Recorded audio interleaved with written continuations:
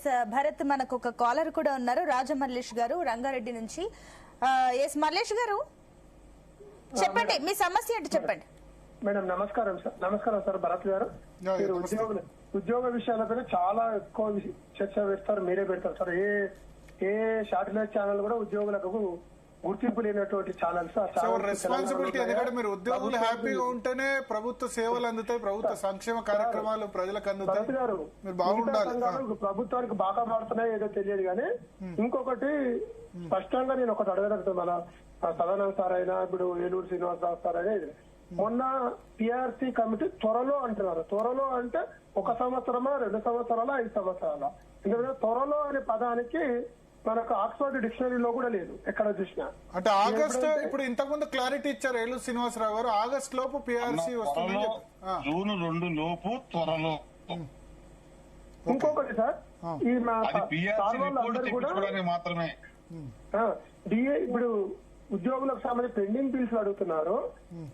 ఉద్యోగులకు సంబంధించి GO number 2, GO number 78, GO number అన్ని సిపిఎస్ ఉద్యోగులకు సంబంధించి డిఏ ఏరియాస్ ఒక్కొక్కరికి ఒక్కొక్క ఉద్యోగికి కనీసం 1,00,000 వరకు కూడా పెండింగ్ ఉన్నాయి. అంటే ఉద్యోగుల పెండింగ్ డిఏ పెండింగ్ బిల్స్ అంటే ఓన్లీ అంటే సిపిఎస్ ఉద్యోగులు అనేది ఉద్యోగులు కాదా? వీళ్ళ దృష్టిలో ఏమైనా జీపీఎఫ్ వాళ్ళు అడుగుతున్నారు. సిపిఎస్ వాళ్ళు ఎవ్వరు కూడా పెండింగ్ ఇప్పటి వరకు జివో నెంబర్ 2 అని ఒకటి ఉండే సార్, 2 ఇన్స్టాల్మెంట్లు, అవి కూడా రాని వాళ్ళు ఉన్నారు. 2022 నుండి ఇప్పటి వరకు ఆ డిఏ క్లియర్ గా అనేటువంటి ఉద్యోగులు కూడా ఉన్నారు. ఇప్పుడు టీచర్లలో కాంప్లెక్స్ స్కూల్స్ ఉంటాయి, అక్కడ 20 మంది 30 మంది ఉన్నప్పుడు ఆ పెండింగ్ బిల్స్ అన్ని అట్లే ఉన్నాయి ఇప్పటి వరకు. అవి కూడా క్లియర్ కావచ్చు. ఏంటంటే ఏదైనా మా ఉద్యోగ సంఘాల్లో ఉన్న అందరు జీపీఎఫ్ వాళ్ళు ఉన్నారు కనుక వాళ్ళ దృష్టిలో ఏంటంటే సమస్యలు అంటే జీపీఎఫ్ వాళ్ళే. సిపిఎస్ ఉద్యోగ సంఘ పెండింగ్ డిఏ బిల్స్ అడుగుదామనేటువంటి ఏ ఉద్యోగ సంఘ నాయకుడు కూడా జీపీఎఫ్ సిపిఎస్ ఉద్యోగుల గురించి ఆలోచించరు. నేను ఒక ఏలూరు శ్రీనివాసరావు గారు దీనికి జవాబు చెప్తారా?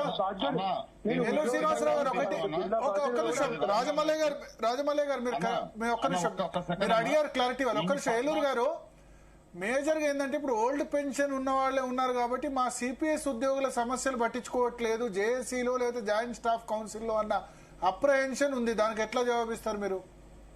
అన్న, దీనికి ఒక రాష్ట్ర స్థాయి నాయకత్వానికి రావాలి అంటే ముందు మండల స్థాయిలోనో, పాఠశాల స్థాయిలోనో, డివిజన్ స్థాయిలోనో, జిల్లా స్థాయిలోనో పనిచేసి తదుపరి మాత్రమే రాష్ట్ర స్థాయిలో ఎలక్ట్ కాగలుగుతారు. ఇది రాజ్యాంగ పరంగా ఎలక్ట్ అయ్యే పోస్టులు.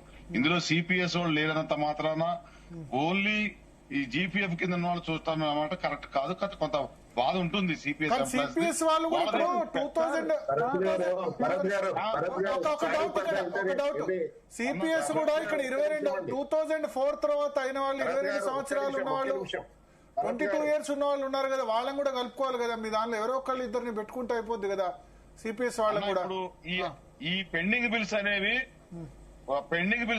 14,300 కోట్లు, 14,300 కోట్లు అందరి పెన్షనర్స్ 8,000 కోట్లు పోను, 6,300 కోట్లు including CPS all employees pending bills. మనం జాయింట్ స్టాఫ్ కౌన్సిల్ లో గానీ జేఏసీలో గానీ మాట్లాడింది అన్న. లెట్ మీ కంప్లీట్ అన్న. 14,300 కోట్లలో మనకు ఉన్నది 6,300 కోట్లు అందరికి సంబంధించినవి. ఇవన్నీ కూడా గౌరవ ముఖ్యమంత్రి భరత్ గారు చెప్పండి. యాక్చువల్లీ సరే, మిత్రుడు అడిగిన దాంట్లో తప్పేం లేదు.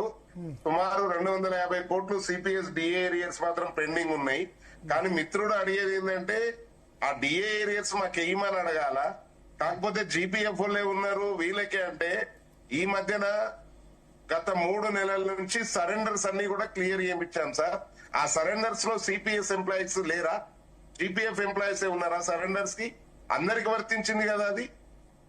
అట్లా కాదు, ఆయన డిఏ కేర్స్ మాకు పెండింగ్ ఉన్నాయి, అవి క్లియర్ చేయమని చెప్పడంలో తప్పు లేదు. సిపిఎస్ సరెండర్ చేసుకోలేదా అని అడుగుతున్నా నేను. అదే సిపిఎస్ మిత్రులు సరెండర్ చేసుకోలేదా?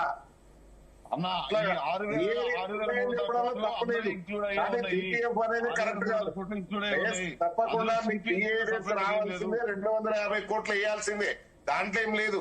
100% ఈ నెలలో ఇప్పటికే పడాలి. కానీ మీది సిపిఎస్ వాళ్ళది పట్టించుకోవట్లేదు అనేది తప్ప. మీరు అది రాంగ్ నోషన్ లో ఉన్నారు. కాదు సిపిఎస్ వాళ్ళని ఇప్పుడు జాయింట్ స్టాఫ్ కౌన్సిల్ లో పెట్టడానికి అవకాశం లేదా? అవుట్ సోర్సింగ్ అందరు ఎంప్లాయీస్ కూడా జేఏసీ పట్టించుకుంటుంది. జేఏసీ ఉన్నది ఒక సంఘాన్ని చూసేదానికి కాదు. ఇందులో ఈ జాయింట్ యాక్షన్ కమిటీలో సిపిఎస్ ఎంప్లాయీస్ అసోసియేషన్ కూడా ఉన్నాయి. ఒక్కడది కాదు, అందరి సమస్య ఇది. అంతేగాని దీన్ని సపరేట్ చేసి చూడొద్దు ఎప్పుడు కూడా. ఓకే ఓకే ఓకే, మీరు చేర్చడానికి అవకాశం లేదా జాయింట్ స్టాఫ్ కౌన్సిల్ లో సిపిఎస్ వాళ్ళను? మీరు మండల స్థాయి, జిల్లా స్థాయి అన్న జాయింట్ స్టాఫ్ కౌన్సిల్ లో చేరాలి అనే దానికి కొన్ని నామ్స్ ఉంటాయి.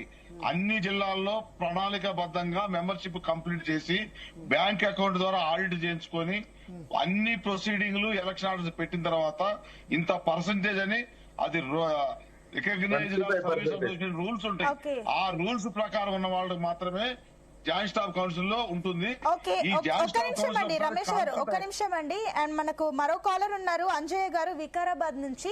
అంజయ్య గారు